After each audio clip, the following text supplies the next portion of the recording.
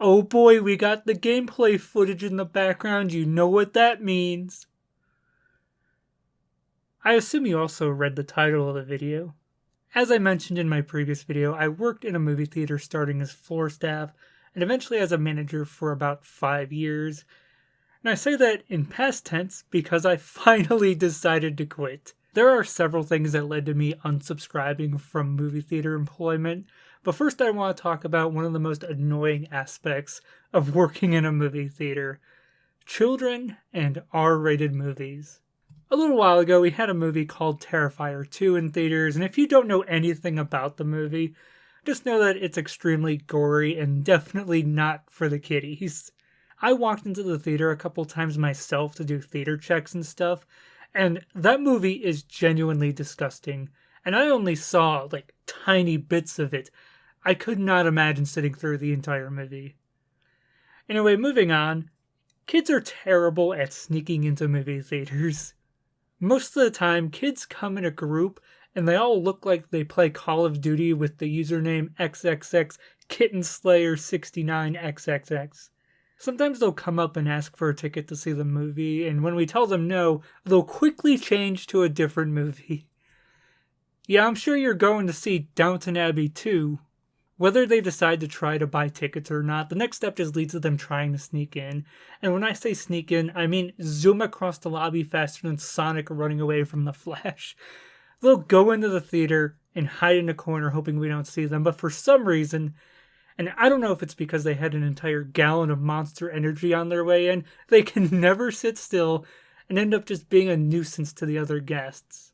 Normally we go in and tell them they need to go to the movie that they actually paid for, and they'll do the walk of shame into their actual theater and stay for about 10 seconds before trying to sneak in again, but sometimes they decide to get a bit mouthy. I think one of the best things I heard from one of these incidents was, if I have to pay adult prices for the ticket, why can't I go and see the adult movie? I'll admit that's a good argument and you should probably look into becoming a lawyer, but for now the movie theater and state have a policy that says you need to be at least 17 to see this movie, so good on you for trying. Most kids aren't that smart though and normally resort to causing problems in the lobby, which continues until we kick them out and threaten to call the cops. Since I no longer work in a movie theater, let me give you the official Panda Kitties guide to sneaking into a movie. For legal reasons, I don't actually condone sneaking into movie theaters, but if you were to do it, this is hypothetically how you would do it. The first step is to come alone. If you come with your friends, chances are we're going to see that as a red flag and keep an eye on your entire group. The second step is to buy a ticket to a movie that is reasonable for you to see. You can't really go wrong with Marvel movies, but if you're 14 and trying to buy a ticket to A Man Called Otto, yeah, it's a bit sus. Number 3, look for the theater, and if you're unlucky and the theater's on the other side of the building, just be chill walking over there. We're not going to notice you if you're chill, but if you're causing a ruckus and zooming across the lobby, yeah, we're going to go after you. Step number 4, when you get to your movie, sit down and shut up. This next part is optional, but if you come on a busier day, chances are the staff will be too busy to notice you, as long as you're not being a complete... Let's move away from talking about kids and instead talk about a funny story that happened to a coworker of mine. So we had a movie come out called A Man Called Otto, and the senior crowd loved it. You'd walk into one of these theaters and the smell of cheap perfume and overpriced popcorn would stimulate all of your senses. One thing to note about movies that draw in an older crowd is that the messiness of the theater is very hit or miss. Sometimes you'll walk into the theater and it'll be so clean you can eat off the floor. Other times it's like this. Moving on to the story, we typically wait 10 minutes after these kinds of movies because old people are slow. One of my coworkers was cleaning theaters one night, and 10 minutes after the credits, he walks into A Man Called Otto and sees someone who is seemingly asleep. This happens every now and then, so he walks over and sees... I'm gonna let these SpongeBob gifs describe what happened. Yeah. This type of stuff happens all the time with teenagers, and while I don't condone it, I can at least understand why they're doing it, but these are literally boomers. Don't you have a house that you paid $5 for back in the 1700s? Boomers say that people don't want to work anymore, but I'm told that Granny was sure putting in the work to make the guy. I hope they had a good time.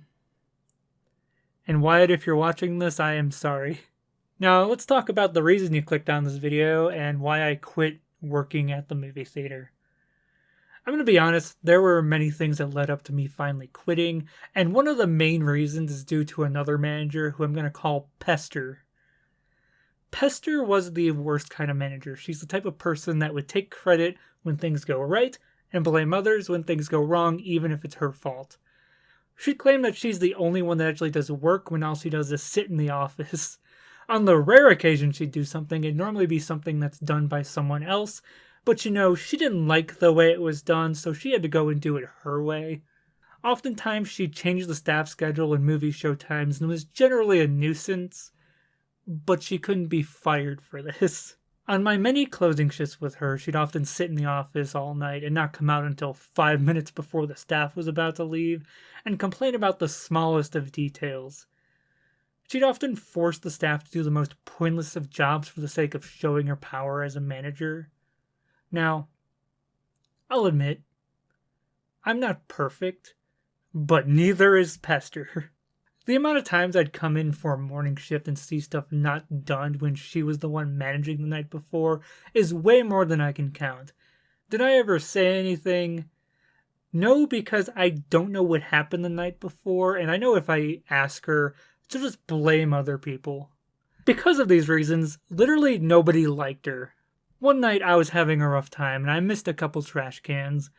Generally, I'm pretty consistent with how I close, but that night was just not the night for me.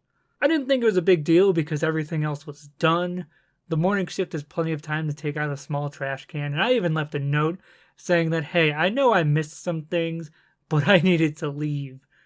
At the time, I was in a really bad place mentally, and I desperately just wanted to leave. And everything else was done, so again, I thought it was fine. Pester opens next morning and decides to go to the general manager. On my next shift, I get called into the office and am berated for missing that and a bunch of other things that apparently have been an issue for a while.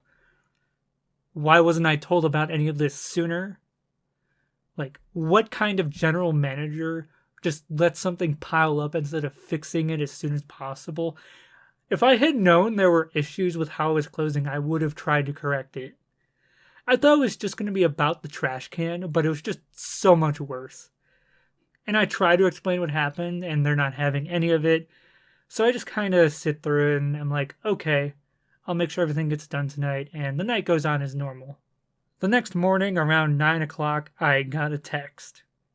Despite checking everything, I had apparently missed a signature on a form. This small thing was enough for my boss to blow up my phone at 8:30 in the morning on my day off after a closing shift where I didn't get home until 2 a.m. I was woken up by this and I saw red. For context, I am huge on work-life balance. I believe that an employer should not be able to contact you outside of work. I do not like to be contacted outside of work unless it's an emergency, and there is very little that I would need to be contacted for directly since I'm not the general manager and I live 20 minutes away. In the past, I had issues with the manager group chat we were all in since it'd often be blown up at random times, and there is nothing that I need to know right then and there that I can't be told when I work next. Because of this, I had the chat muted and I'd only see messages if I actively wanted to, and I'd check them whenever I came into work. However, in this case, the general manager messaged me directly and my phone went off. On top of this, I was already dealing with a ton of mental health problems. Because the theater is open 365 days a year, I was missing out on holidays and spending time with my family. Literally, holidays and birthdays would come and go, and I wouldn't even notice because work had just become my entire life. Because of the randomness of my schedule, I never knew what my hours would be like, and I felt like I had no control over my life. The message was the final straw that caused me to quit. All of the mental health issues I had gone through with that place just rushed into me, and I made the decision to quit. As of the making of this video, it's been about a month since I quit, and I've been feeling so much better. I have the time to work on stuff that I actually want to work on, and I feel like I'm just bettering myself. Losing the stress of working there helped me a ton, and I do not regret it whatsoever. Anyway, thank you so much for watching this video. I want to be clear that, as of right now, I am in a much better place mentally than I was just a couple months ago. I've rediscovered my passion for making YouTube videos, and I'm currently looking for a job that is less toxic. If you like this video, be sure to subscribe, and I also stream on Twitch every now and then, so if you stop by, I'd love to see you there. Anyway, thank you so much for watching. I hope you're having a good day, and I will see you soon.